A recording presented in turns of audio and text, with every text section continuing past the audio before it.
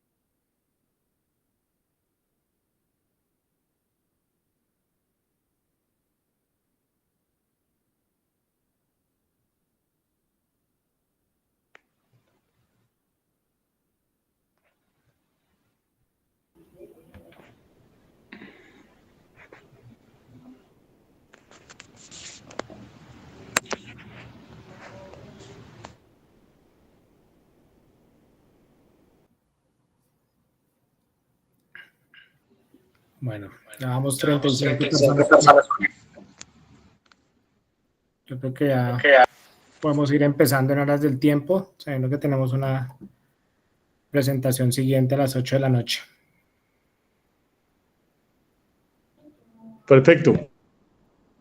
Bueno, entonces la presentación del día de hoy está a cargo de la doctora Juliana León, residente de primer año de cirugía de la Universidad Militar Nueva Granada.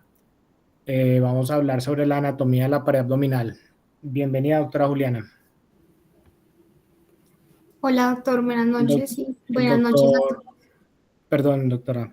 El doctor Juan Carlos Ayala nos acompaña también como panelista de este tema. Bienvenido, doctora Ayala. Bienvenidos a todos. Sí, Juliana, bienvenida. Muchísimas gracias. Yo me tomo un minuto antes de que empieces tu conferencia. Quería agradecerles, resaltar que esto es una iniciativa que parte de ustedes, de los residentes, en cabeza de uno de ustedes, y esto es una estrategia que tenemos diseñada por parte de Acodernia para todos los residentes que estén interesados en profundizar o por lo menos tener algún tipo de nociones académicas alrededor de pared abdominal. La asociación es libre para los residentes, obviamente tienen un precio menor de afiliación y sobre eso pues más tarde hablaremos. Entonces, Juliana, tienes todo el auditorio para que nos hables de tu conferencia. Listo, muchas gracias.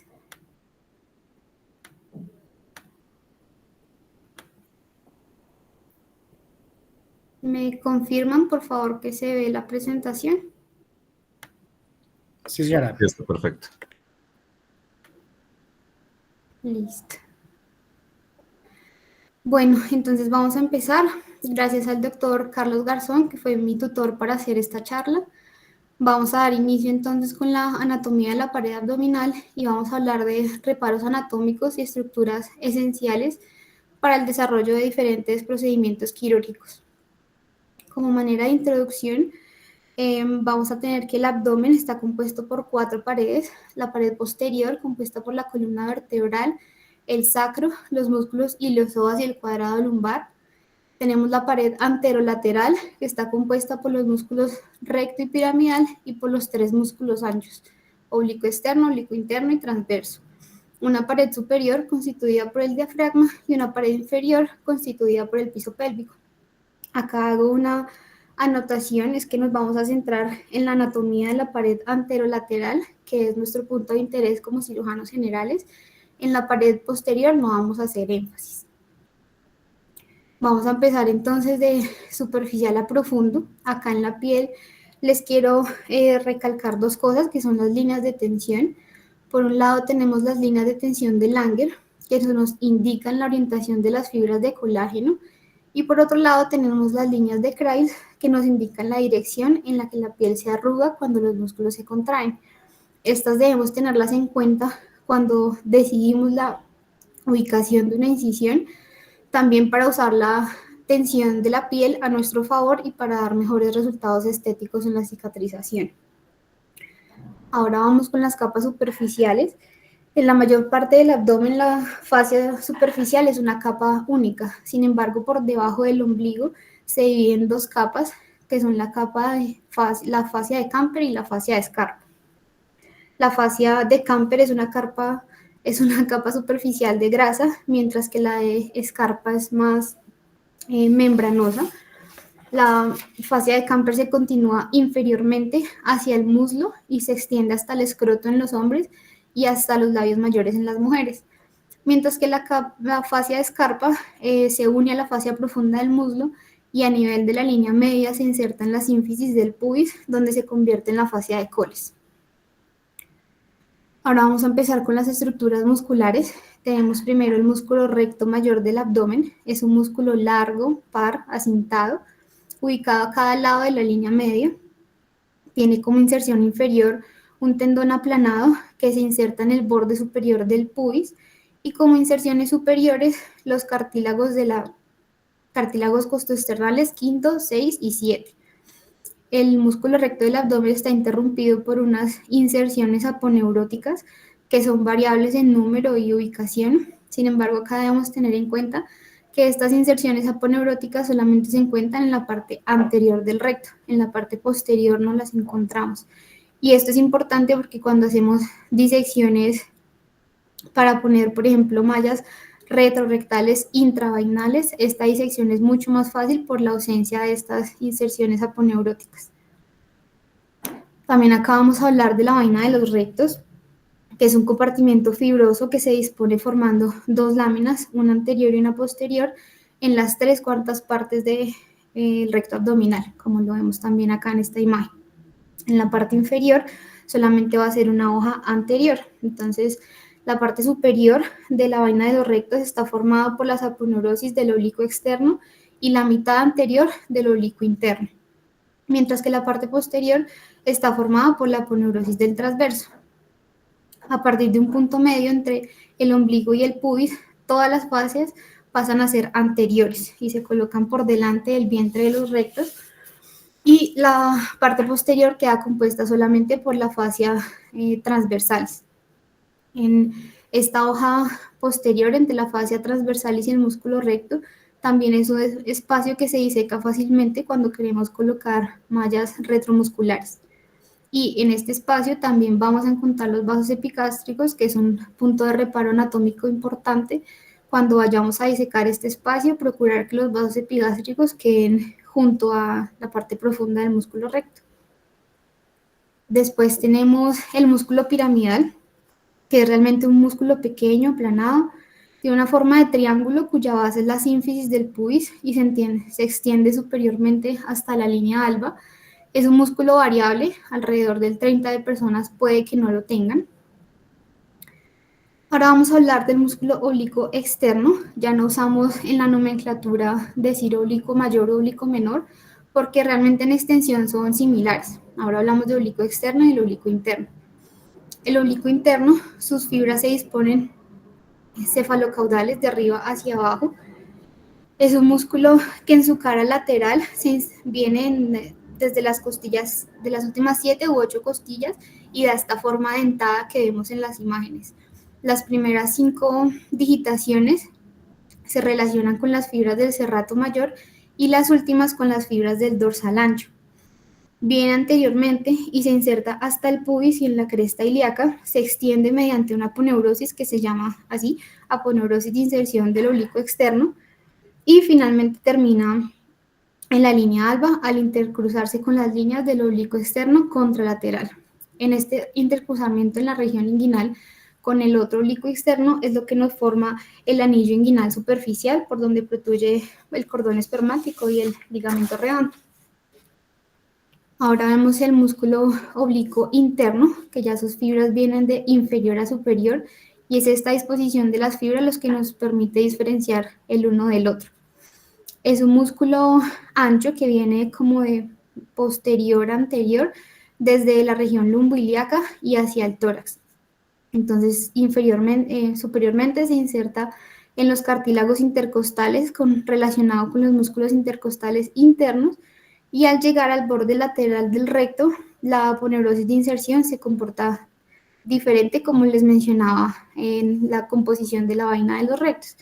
Entonces se divide en dos hojas. La hoja anterior se fusiona con la aponeurosis del oblicuo externo y la hoja posterior se fusiona con la aponeurosis del oblicuo del transverso. Siguen por delante del recto y en la región inferior del abdomen se fusionan las tres. Finalmente, cuando se une con el transverso en la región inguinal, es lo que nos forma el complejo funcional que hace de techo del trayecto inguinal, que es lo que conocemos como tendón conjunto. Y hay unas fibras del oblicuo interno, que es lo que se va a convertir en las fibras del cremaster. Después tenemos el músculo transverso, que es un músculo cuadrilátero, cuyas fibras vienen de lateral a lateral. Tiene una forma triangular, cuyo vértice se encuentra en la columna vertebral y la base se encuentra en la línea media. En la línea media hace parte de la línea alba y se intercruza con el transverso de la contralateral. Y en el pubis, como les contaba, se une con el oblicuo interno formando el tendón conjunto. En la transición aponeurótica del transverso, a nivel de la línea media, nos forma una línea semilunar o línea de Spiegel. En esta aponeurosis, más lo que les contaba de las inserciones aponeuróticas del recto, nos forman también la línea arcuata o el arco de Douglas, que ya les muestro otra imagen.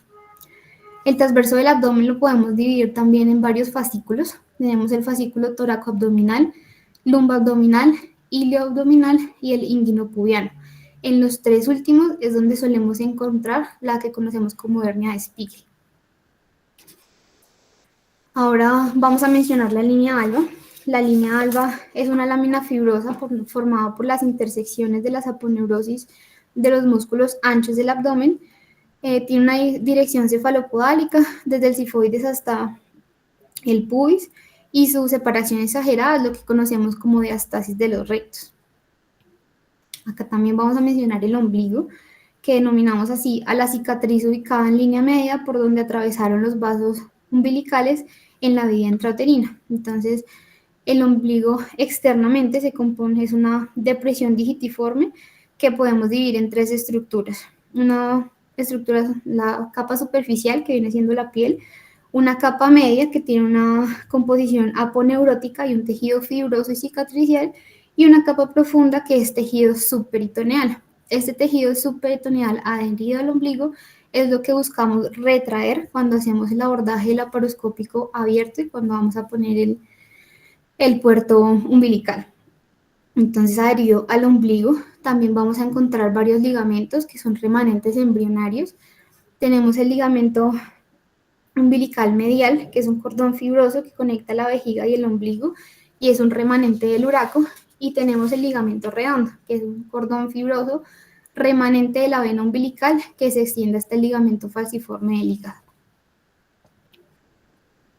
Tenemos también la fascia transversalis, es una capa de tejido conectivo que cubre toda la superficie interna profunda del abdomen. Entonces, no debe entenderse como una fascia aislada, sino es todo un complejo que se extiende desde las costillas hasta la pelvis y desde la fascia lumbar hasta la línea alba.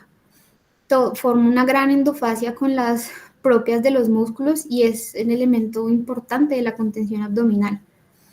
La fascia transversalis a nivel del anillo inguinal profundo se condensa y forma un complejo de cabestrillo en forma de U, cuyos brazos se extienden superior y lateralmente. Y es esta disposición lo que nos forma este mecanismo de cabestrillo, que es el que nos protege de las hernias inguinales. Entonces, ¿esto cómo funciona? En las maniobras que aumentan la presión intraabdominal, como las maniobras de Valsalva, la contracción del transverso cierra los pilares alrededor del anillo y aumenta la ubicuidad del trayecto, previniendo que las cosas pasen a través de este.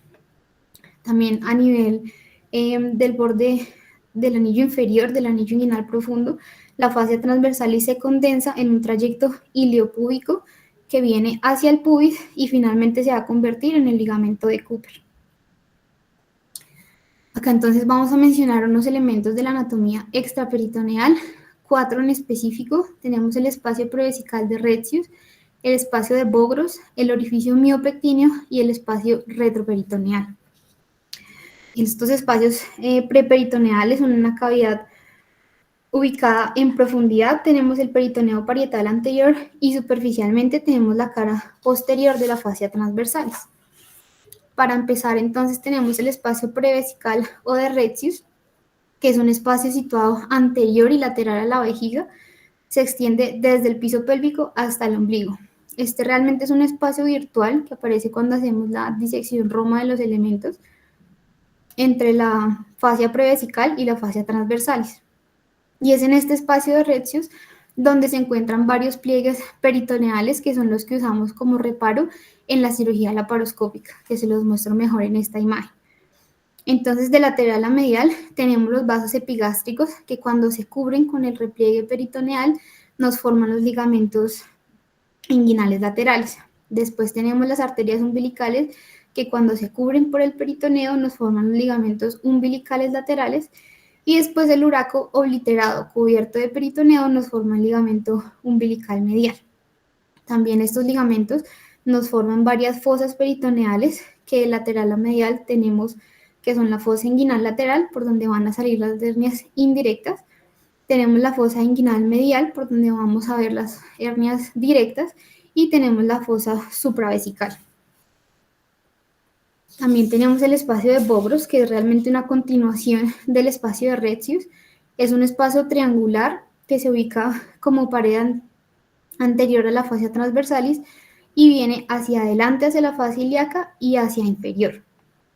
Estos espacios preperitoneales adquirieron cada vez más importancia desde que hacemos las técnicas laparoscópicas de hernias inguinales, dado que las mallas idealmente deben colocarse lejos de los planos cutáneos y lejos de los planos viscerales. Entonces, estos espacios son ideales para dejarlas cubiertas y adicionalmente la misma presión de la pared abdominal hace que se adhieran bien en este espacio. Tenemos por otro lado, dentro de la anatomía extraperitoneal, el orificio miopectíneo, en el cual no me voy a detener, y tenemos el espacio retroperitoneal, el cual está limitado superiormente por el diafragma, inferiormente por el perineo, anterior se encuentra el peritoneo parietal posterior y posteriormente la pared posterior del abdomen. Este también es un espacio del cual debemos tener claridad de identificarlo porque es a través de este donde podemos hacer abordajes a órganos retroperitoneales. Ahora vamos a hablar de la irrigación de la pared abdominal. Está dada principalmente por dos arterias principales, que son las arterias epigástricas inferiores y superiores. La arteria epigástrica superior es rama de la mamaria interna, que viene de la subclavia, y la arteria epigástrica inferior es rama de la ilíaca externa. Estos dos sistemas son arboriformes y convergen en un punto medio entre el sifoides y el ombligo, donde hacen unas anastomosis.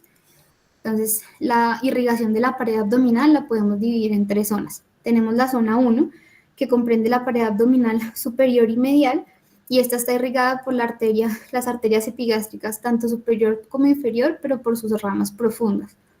Tenemos una zona 2, que es la pared abdominal inferior. Esta está irrigada por la arcada de la epigástrica inferior, pero por su rama superficial, por la pudenda superficial y por la ilíaca circunfleja superficial. Y tenemos una zona 3, que es la zona lateral a nivel de los flancos, que esta está irrigada por las arterias intercostales inferiores y por las arterias lumbares perforantes. En el drenaje venoso tenemos que las venas vienen paralelas a las arterias que les mencioné previamente y todas estas van a drenar en el sistema ácigos, en las venas ilíacas externas o en la cava directamente. Ahora vamos a hablar de la inervación de la pared abdominal. Respecto a la inervación sensitiva, tenemos que se deriva de las ramas anteriores de los nervios intercostales y subcostales desde T7 hasta L1. Entonces, de T7 a T9 inervan toda la piel superior al ombligo, T10 inerva la piel alrededor del ombligo y de T11 a L1 la piel inferior al ombligo. Y respecto a la inervación motora, está a cargo de los nervios intercostales de 7 a 12 y de los nervios iliohipogástrico y el ilioinguinal. Entonces, el recto está inervado por ramas de los 6 intercostales inferiores. El oblicuo externo está inervado por las ramas torácicas inferiores y las 2 ramas lumbares superiores. El oblicuo interno también está inervado por los torácicos inferiores, más el iliohipogástrico y el ilioinguinal, igual que en transverso, por las torácicas inferiores y por el iliohipogástrico y el ilioinguinal. Acá por último les quiero mencionar que hay algunas áreas de debilidad de la pared abdominal. Como sabemos, las hernias primarias de la pared tienen su origen en áreas que por diversas razones tienen una resistencia reducida a la presión intraabdominal. Estas áreas las vamos a mencionar, como les decía, el orificio miopectíneo es una de estas. Sin embargo, en estos bloques de charlas hay varias dedicadas específicamente a la anatomía inguinal y a la patología inguinal, entonces no me voy a detener. Tenemos también el área umbilical, que como les explicaba, el ombligo tiene un anillo fibroso formado de tejido cicatricial. Sin embargo, este anillo fibroso solamente cumple los dos tercios inferiores del ombligo. El tercio superior solamente está cubierto por una fascia umbilical, que es por donde es más probable que se hagan las hernias umbilicales. Hay algunos estudios que reportan que hasta el 90% de los adultos mayores pueden llegar a tener una hernia umbilical. Es muy común. Tenemos la línea alba, que, como les decía, pues es el tendón central de la pared abdominal anterior, donde convergen todos los músculos, y es nuestra línea de entrada cuando vamos a hacer laparotomías medianas. Entonces, cualquier alteración de la línea alba nos va a afectar completamente la integridad y la estabilidad de toda la pared abdominal. Y tenemos la línea semilunar de Spiegel, la que les mostré previamente, que es el lugar donde confluyen todas las fibras aponeuróticas del transverso, pero tiene una parte débil que se encuentra entre la espina ilíaca y la línea media, que es donde tenemos el arco de Douglas. Acá tanto las fibras del transverso como las del oblicuo son paralelas, entonces cualquier defecto en ellas nos puede dar una hernia a este nivel. Eso era más o menos lo que les quería contar como generalidades de la anatomía. Acá ya les voy a enviar un link de Drive donde están todos los libros que usé para mi revisión, para que ustedes los tengan como a su disposición también. Gracias.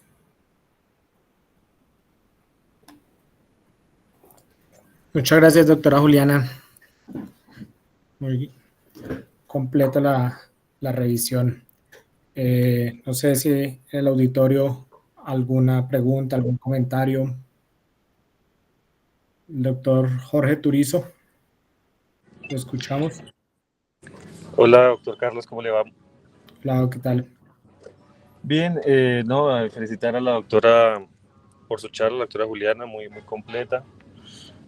Solo quisiera hacer dos comentarios. Uno con respecto al arco de Douglas, que usualmente se identifica como la entrada de los vasos epigástricos al músculo recto. ¿Sí? Puntualmente, uno puede ubicar el arco en relación a la entrada de los vasos, ¿no?, epigástricos al músculo recto.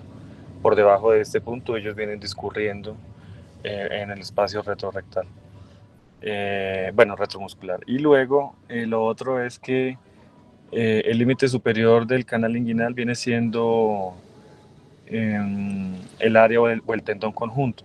El techo sería la aponeurosis del oblicuo externo. Creo que ahí hubo una confusión de pronto con respecto a la relación del techo del canal.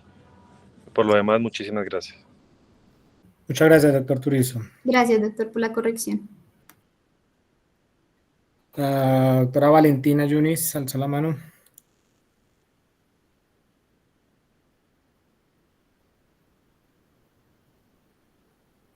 Doctora Andrea. Sí, buenas noches. También quiero felicitar a Juliana por la presentación. Creo que fue una presentación muy completa, difícil condensar o resumir un tema tan extenso como es la anatomía de la pared abdominal. Y frente al comentario del doctor Turizo, pues depende desde donde estemos viendo al paciente. Si lo estamos viendo acostado, pues el techo sería la aponeurosis del oblicuo mayor. pero si estamos viendo al paciente de pie, pues el techo sigue siendo nuestro tendón conjunto. Bueno, entonces, digamos que usualmente o históricamente siempre nos han enseñado que el techo del canal inguinal es el tendón conjunto o el arco del transverso, el piso, pues el ligamento inguinal, y pues la pared anterior vendría siendo la aponeuritis del oblicuo mayor, ¿sí? Porque estamos viendo al paciente pues de pie, pero si lo vemos acostado, pues sí lo podríamos interpretar o lo podríamos ver como lo menciona el doctor Turizo. Esas serían como mis anotaciones. Muchas gracias, doctora. De acuerdo. El doctor Lazo alzó la mano. Buenas noches. Sí, quería hacer la misma aclaración de la doctora Andrea. Lo que pasa es que en la posición anatómica, que es de pie, sí está tal cual como lo dijo la doctora Juliana, que el techo es el área conjunta, la pared posterior es la fascia transversalis, el piso el ligamento inguinal y la parte anterior pues sí es la fascia del oblicuo externo. Y ya quirúrgicamente pues sí, al modificar la posición anatómica pues vamos a cambiar como la forma de verlo, pero los límites anatómicos si están descritos es por posición anatómica, que es en bipedestación, los brazos en abducción con rotación del antebrazo, para que quede la cara palmar hacia adelante. Era eso. Y felicitaciones a la doctora Juliana, muy buena charla. Muchas gracias. Gracias, doctor. ¿Alguien más? ¿Algún otro comentario? Doctor Ayala. Bueno, Juliana, felicitaciones. Hablar ante 91 personas nunca es fácil y yo eso te lo abono muy bien.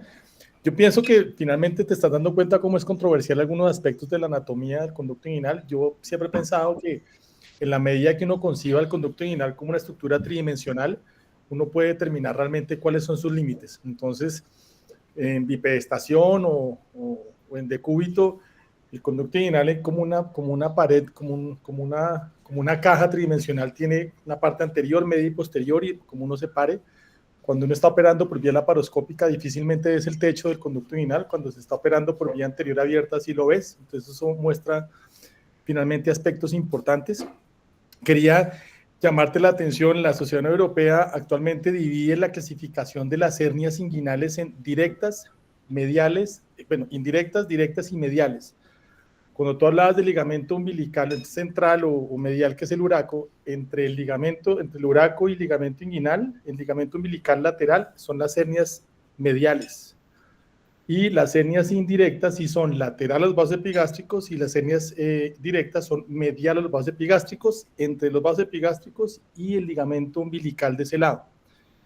Creo que esa clasificación no sirve nada más sino para preguntarle a los residentes, pero pues en términos de lo que estamos hablando nos sirve mucho porque se tratan igual. Finalmente ustedes han visto cómo hemos migrado muchos cirujanos a hacerlo por vía laparoscópica sin que eso signifique que no se van a hacer abiertas y que ustedes tienen que aprender a ser abiertas según la técnica de su escuela, que es muy importante mantener los principios de la escuela de formación que uno tenga. Vía peritoneal abierta, vía anterior, creo que uno tiene que mantenerlo y después intentar migrar a la vía laparoscópica. Entonces, me resta nuevamente felicitarte y creo que siendo esta la primera oportunidad, abriste muy bien estas jornadas y felicitaciones por atreverte a ser la primera en hacer estas jornadas de pared abdominal. Un abrazo. Gracias, doctor. Gracias por la aclaración. Muy bien. Muchas gracias. El doctor Lazo, ¿tiene algún otro comentario? Dejó la mano levantada.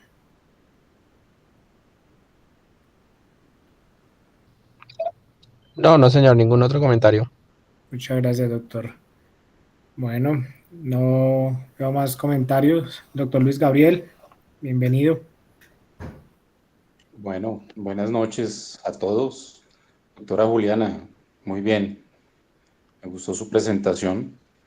Esto es algo que no se cansa uno de ver, porque entre más clara y más sólida tenga uno la formación en la anatomía de la pared abdominal, mejor va a ser su performance en los procedimientos quirúrgicos.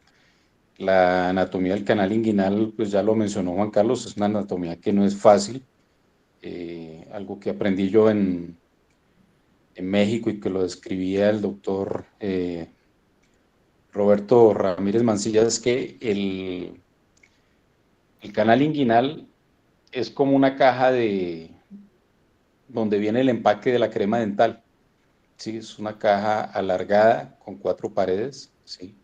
En la medida en que uno se ubique en esas paredes, pues lo comprende.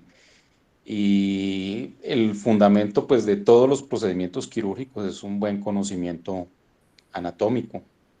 Me alegra, pues, ver que hay varios de los miembros de Acohernia acompañando la reunión. Como lo mencionó el profesor Ayala, esta es una iniciativa de ustedes, y para ustedes me gusta que hayan vinculado, pues, residentes de otras escuelas y cuentan, pues, con el apoyo de la Asociación Colombiana de Hernia y Pared Abdominal para lo que requieran. No tengo nada más por agregar y nuevamente felicitaciones, Juliana. Una presentación muy, muy didáctica, muy bonita. Muchas gracias, doctor. Está ligado Miguel Magdaleno, bienvenido. Así es. ¿Puedo comentar algo? Bienvenido, Claro. doctor Magdaleno. Doctor Miguel Magdaleno, quienes no lo conocen, es un cirujano mexicano, es past president de la Asociación Mexicana de Hernia y es una persona, pues, muy, muy ligada a la academia. Qué gusto tenerte por acá, Miguel. Bienvenido. Saludos.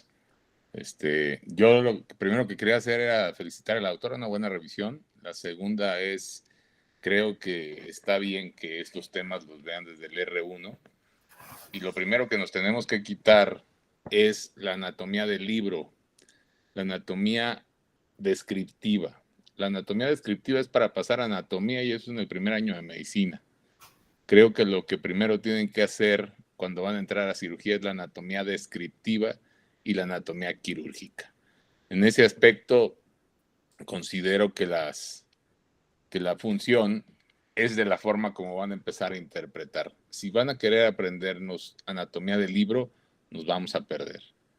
Entonces, creo que es una felicitaciones. Ojalá y todos esto lo difundan en Latinoamérica. Nosotros tenemos algunos grupos de residentes, voy a tratar de difundirlo en el grupo de residentes que tenemos y para que no nada más sean 60, que puedan ser más y que se peleen entre ustedes, porque la mejor forma de aprender es enseñando. Entonces, enhorabuena, éxito y los mejores deseos. Saludos, hermanos. Chao. Muchas gracias, doctor. Bueno, creo que no siendo más, damos por terminada esta primera charla. Como lo dijo el doctor Juan Carlos Ayala, bienvenidos a todas las facultades, los residentes, internos, estudiantes que tengan el deseo de aprender. Seguiremos publicando nuestros links y cronograma de las charlas. Bienvenido para todos, muchas gracias. Nuevamente, felicitaciones, doctora Juliana. Bueno. Gracias, doctor. Bienvenidos a los jueves del residente. Esta sesión quedó grabada para que en los próximos días estará en el canal de Acohernia en YouTube para que por favor nos sigan y puedan revisar nuevamente la presentación las veces que se necesite para ustedes, ¿no? Una cuña. A las 8 de la noche hay una presentación de Hernia On Click, que es una presentación de un residente de la Universidad Nacional. Si quieren acompañarlos, el link ya lo tienen los residentes y está subido en el chat de Acohernia. Bueno. Muchas gracias, Andrea. Muchísimas gracias por felicitarnos la plataforma y coordinarnos esta reunión. De verdad, para mucho gusto. Bastante importante. Estaré hablando con el doctor Valero los próximos días para tener los otros temas de las siguientes semanas para poder hacer y enviar los links de conexión y los pósters de invitación con cada uno de los expositores. Muchísimas gracias. Listo, Andreita. Gracias. Bueno, buenas noches. Feliz noche. Buenas noches a todos. Hasta luego, muchas gracias. Gracias, buenas noches.